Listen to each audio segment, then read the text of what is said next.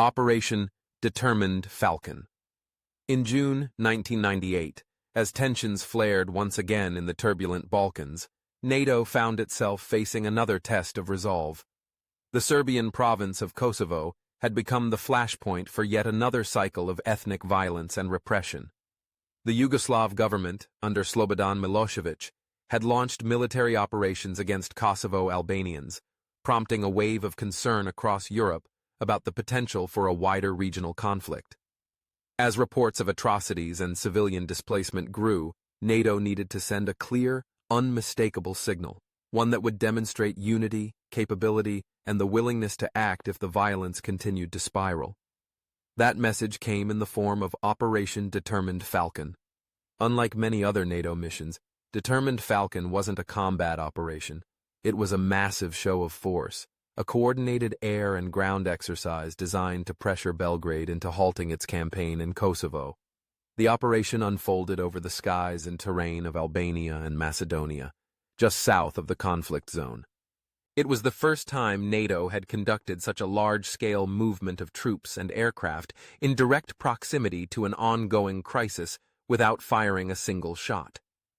More than 80 aircraft from 12 NATO countries took part, including fighters, bombers, surveillance planes, and refueling tankers. At the same time, NATO deployed nearly 7,000 troops on the ground, conducting exercises and simulations in full view of the Serbian border. The skies roared with the sound of jet engines, and the hills trembled under the weight of armored vehicles moving into position. It was a demonstration of military readiness aimed not at confrontation, but at deterrence. What made Operation Determined Falcon particularly impactful was its timing and clarity. The operation was executed swiftly, deliberately, and with precision. It showed that NATO could deploy a formidable force on short notice, mobilizing troops and equipment across multiple borders and coordinating a complex mission without confusion or delay. For Milosevic, the message was undeniable. The alliance was watching, and it was prepared to act decisively if the violence escalated. Diplomatically, the operation carried weight. It gave Western negotiators a stronger position as they pressured Belgrade to cease hostilities and engage in dialogue.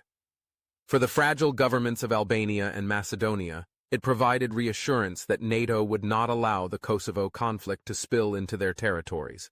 And for the world, it marked a rare example of preventive military posturing, an operation meant to halt violence before it spiraled into full-scale war. Though the immediate impact on the ground in Kosovo was limited, Determined Falcon laid the groundwork for NATO's future intervention in the region.